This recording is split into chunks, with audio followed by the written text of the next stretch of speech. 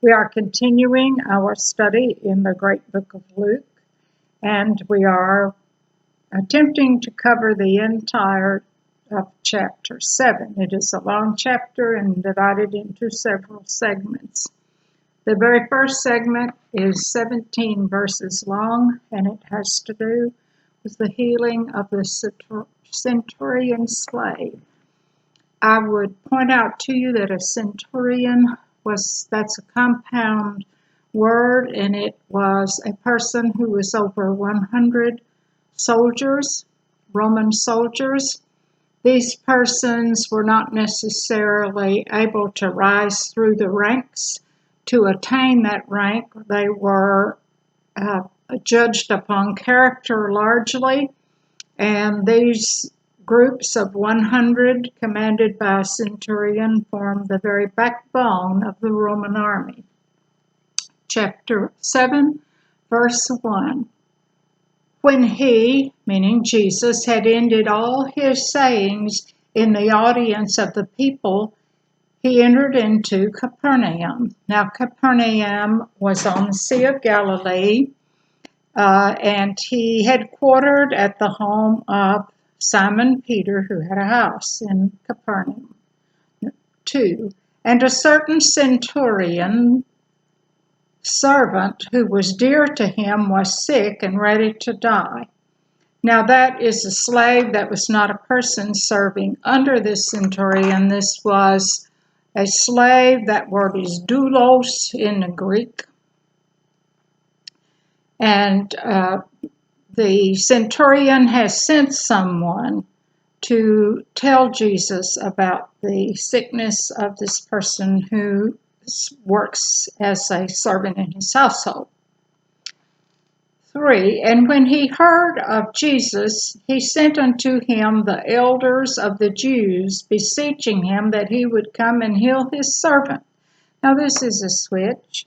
He sent the elders, and the elders went to Jesus to seek his help. Now, this centurion must have been in good standing with those elders in the synagogue for them to have carried out this mission. 4.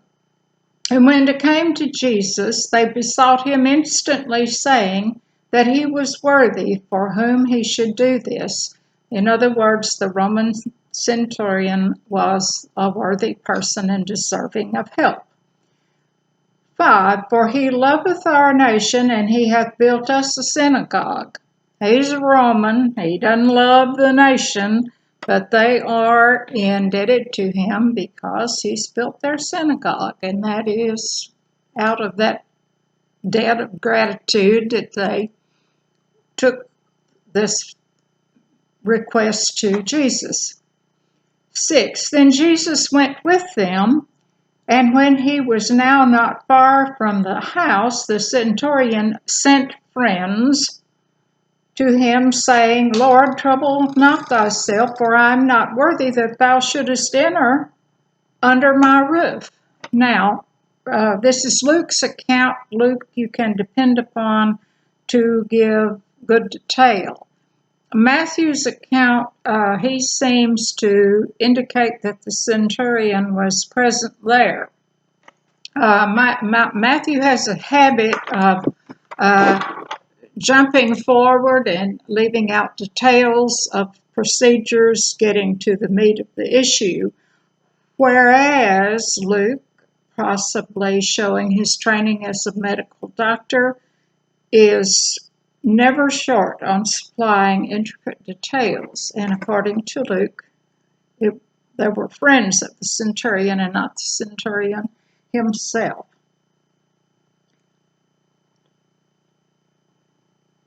8. 7. Wherefore neither thought I myself worthy to come unto thee, but say in a word, for my servant shall be healed. He was saying, all you have to do is speak a word. This is a great faith here. 8. For I also am a man set under authority, having under me soldiers, and I say unto one, Go, and he goeth, And to my servant do this, and he doeth it. 9. When Jesus heard these things, he marveled at him, and turned him about, and said unto the people that followed him, I say unto you, I have not found so great faith, no, not in Israel. That word marvel is only used twice in the New Testament, here and at the time that Jesus went to Nazareth, and those persons in his hometown did not have faith and could not receive him as the Messiah. He marveled at that. And that word marvel, the strong word, is 2296, thaumazo, and it means wonder, and it has a shaded meaning of some admiration. Now we can understand the admiration here for this centurion who has absolute faith. The degree of admiration for the Nazarenes who refused to believe him may be simply that they stood on what they knew from early times of seeing him grow up in their home. 10. And they that were sent, returning to the house, found that the servant whole that had been made sick, he was made whole. And that word whole there is a word for health. Hygiene is a word from in our English language that is very much akin to that Greek word, and it is a medical term. 11. And it came to pass the day after that he went into a city called Nain, and many of his disciples went with him, and much people. Now that would have been 5 or 6 miles southeast of Nazareth. It would have been 25 miles from where he was in Capernaum, and they could have walked that in a day. And also that it was at today a very small place, but there are ruins there that suggest that during this time that Jesus was there, that it was a considerable sized town. I'd also want to point out that it's very close to Endor.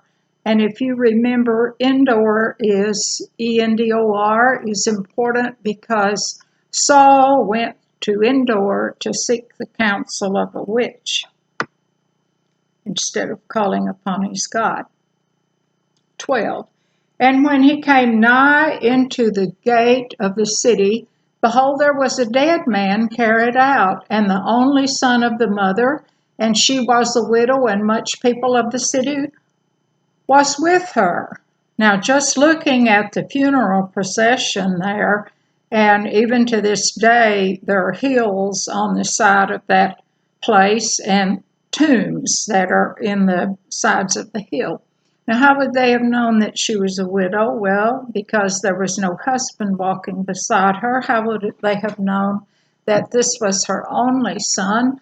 Because there were no young men accompanying her as they would have been had she had other sons.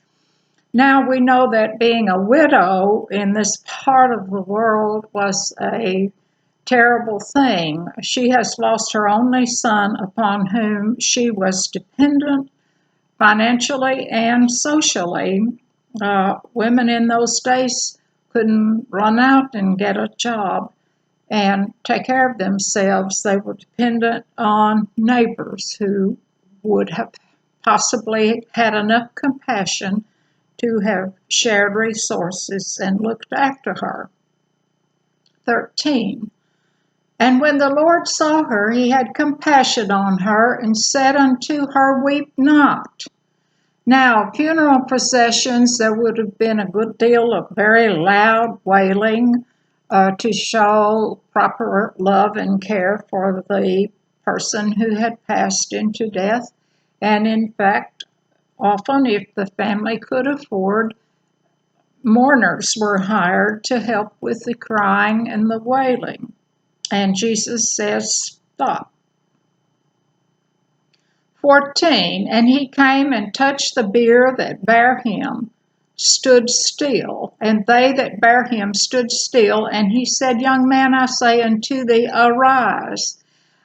Jesus has gone against Mosaic law here by touching the dead. It would have made him unclean. This is a very warm climate.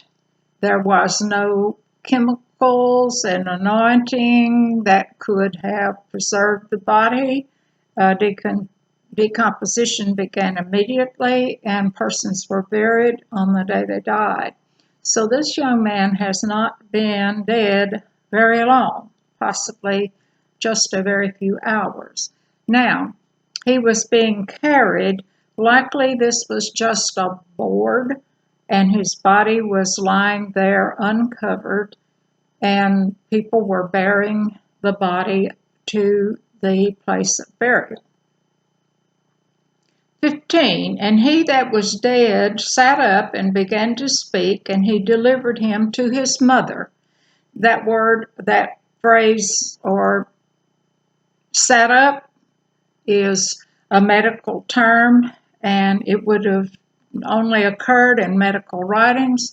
That word sat up is only used here in Luke and once again in Acts, and both of those books were written by Dr. Luke. And this is a medical term, and it means specifically to sit up in bed.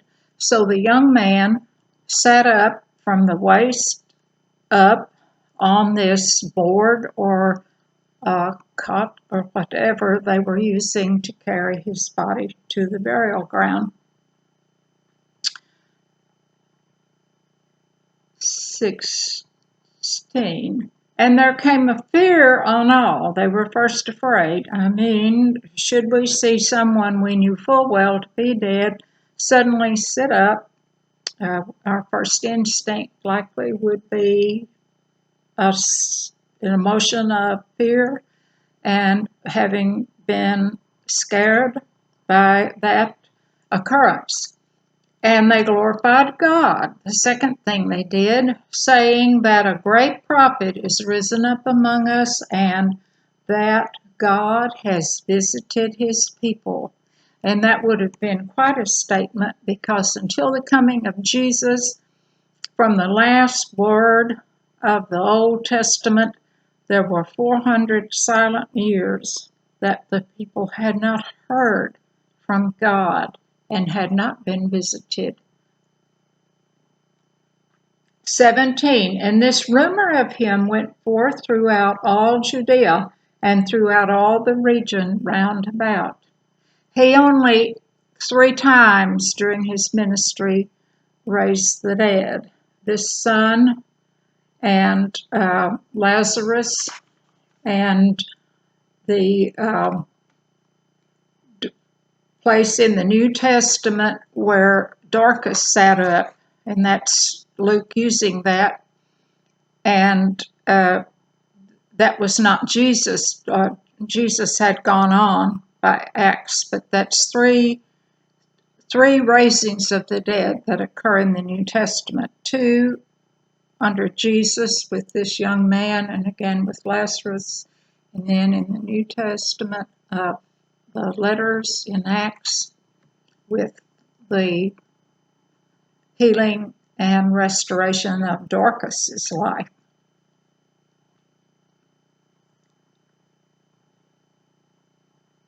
20. 18. And John and the disciples of John showed him all of these things. Now, John is in prison, and his disciples have gone out and are following Jesus. And we have another third incident in this book of Luke, in this chapter. And John, calling unto him 2 of his disciples, sent them to Jesus, saying, Art thou he that should come, or look we for another? And that word another is hetereo, which means a different kind. is this the one we're looking for? Now, there are three scholarly conjectures as to why John's disciples asked this question, supposedly sent by John to ask. Number one, that John's faith was failing, and two, that he was impatient and wished for Jesus to assume his role of kingship, and three, that this was done just for his disciples.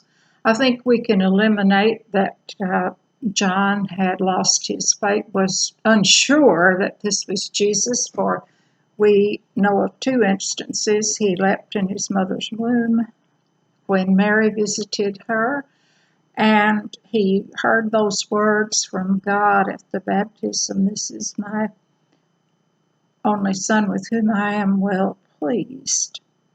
So I don't think really that John doubted, but most likely he wanted his disciples to hear him say that he is the one who was to come. 21.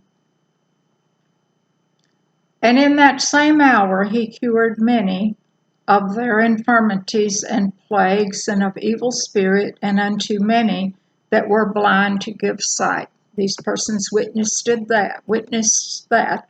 22. Then Jesus answering said unto them, Go your way and tell John what things you have seen and heard, how that the blind see and the lame walk, the lepers are cleansed, the deaf hear, the dead are raised, to the poor the gospel is preached. 23. And blessed is he whosoever shall not be offended in me. Blessed are those who accept me and do not take offense, as did the Pharisees and the scribes and the Sadducees and many others. 24. And when the messengers of John were departed, he began to speak unto the people concerning John. What went ye out into the wilderness for to see? A reed shaken in the wind? A reed, a flexible kind of a piece of herbaceous plant that blows and bends and goes whichever way the wind is blowing. Is that what you expected? He asked. 25. But what went ye out to see? A man clothed in soft raiment? Behold, they which are gorgeously apparelled and live delicately are in king's courts. He wasn't in a king's court, he was out in the wilderness, wearing camel's hair. 26. But what went ye out for to see? A prophet? Yes, I say unto you, said, and much more than a prophet. 27. And this is he of whom it is written, Behold, I send my messenger before thy face, which shall prepare thy way before me. And this is a direct quote from the very last book of the Old Testament, Malachi. And that statement, if you wish to look it up, is found in Malachi 3, verse 1, a prediction of John the Baptist. 28.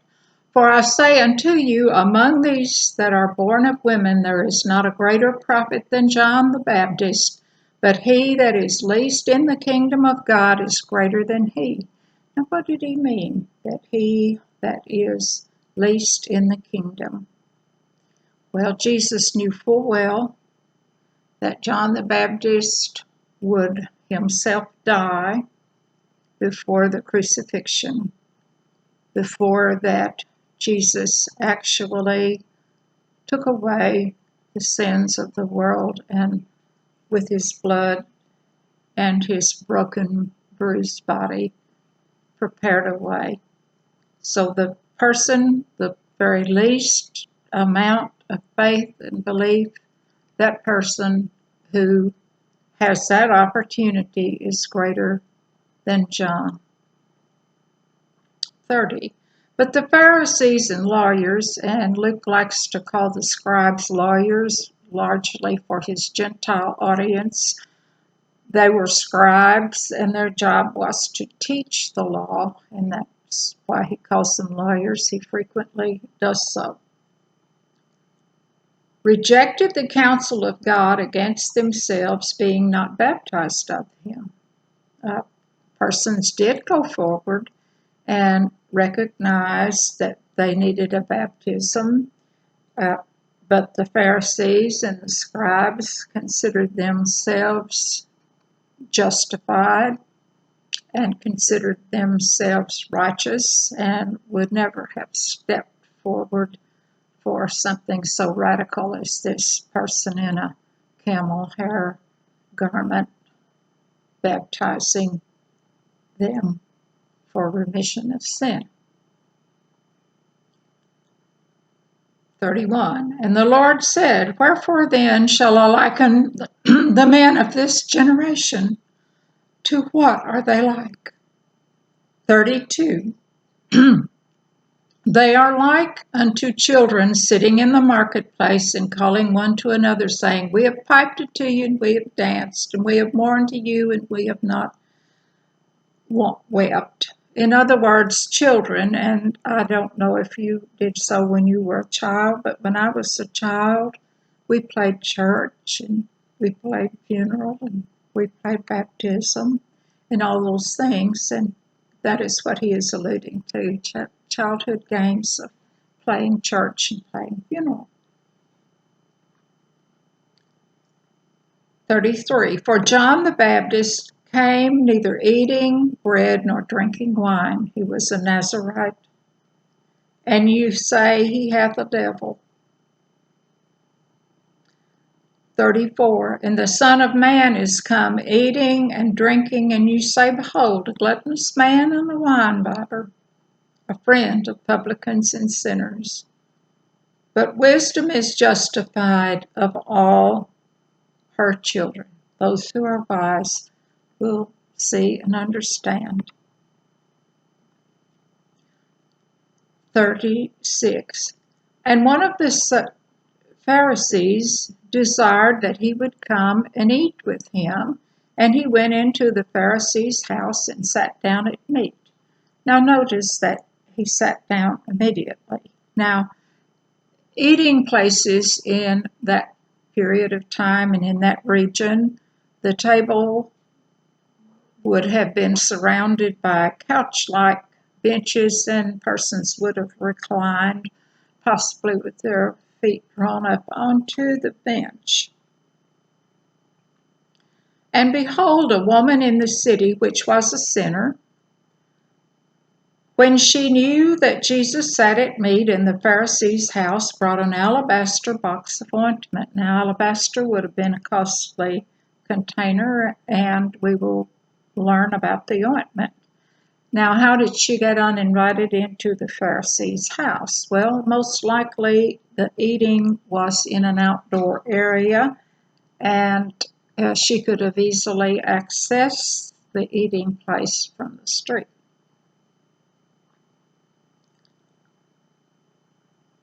35. And stood at his feet behind him, weeping, and began to wash his feet with tears, and did wipe them with the hairs of her head, and kissed his feet, and anointed them with the ointment. 39. Now when the Pharisees which had bidden him saw it, he spake within himself, saying, This man, if he were a prophet, would have known who and what manner of woman this is, in that toucheth him, for she is a sinner. Now he's thinking this. Now, the Pharisees would not have been able to be within any closer than 6 feet of a woman, even a mother or a sister, in public, and they certainly would not have acknowledged or touched a woman. It was forbidden. 40. And Jesus answering said unto him, Simon, very common name in that period of time and in that area, I have somewhat to say unto thee. And he saith, Master, say on. Master meaning teacher. 41. There was a certain creditor which had two debtors. The one owed 500 pence and the other 50. 42. And when they had nothing to say, he frankly forgave them both. Tell me, therefore, which of them will love him most? 43. Simon answered and said, I suppose that he to whom he forgave most. And he said unto him, Thou hast rightly said. 44. And he turned to the woman and said unto Simon, Seest thou this woman? I entered into thine house. Thou gavest me no water for my feet, but she hath washed my feet with tears and wiped them with the hairs of her head. Common courtesy. Simon had been rude. He had invited Jesus in, and the very first order of social protocol was the washing of the feet of the visitor. Had not been done. 45. Thou gavest me no kiss, but this woman, since the time I came in, hath not ceased to kiss my feet. It was common courtesy also at that time and also today for men to greet each other with a kiss on the cheek. That was the second part of social greeting. 47. My head with oil thou didst not anoint, but this woman hath anointed my feet with ointment. And that was another part of the social protocol, the washing of the feet, the kiss, and then anointing with a bit of olive oil. This woman has gone far beyond that. She has not kissed his cheek, she kissed his feet. She's washed his feet with tears and dried them with her hair, and she has anointed his head with a very costly ointment kept in an alabaster box. And he said unto her, Thy sins are forgiven. 49. And they that sat at meat with him began to say within themselves, Who is this that forgiveth sins also? Because only God could forgive sins. 50. And he said unto the woman, Thy faith has saved thee. Go in peace. And that go in peace is a Hebrew blessing, and saved is as in having been saved from peril, some kind of made whole, healed. That is the end of chapter 7, recounting the centurion and the interlude with disciples of John, healing and the bringing to life of the young man, and the dinner in the Pharisee's house, and the interaction with the woman who anointed his feet. And this is certainly a woman who is not Mary Magdalene and who is not Mary of Bethany, the sister of Lazarus. The differences in those incidents are such that this could not be one of those persons, but is a separate individual who likely was a prostitute who came in off the street and who anointed his feet. Thank you for listening.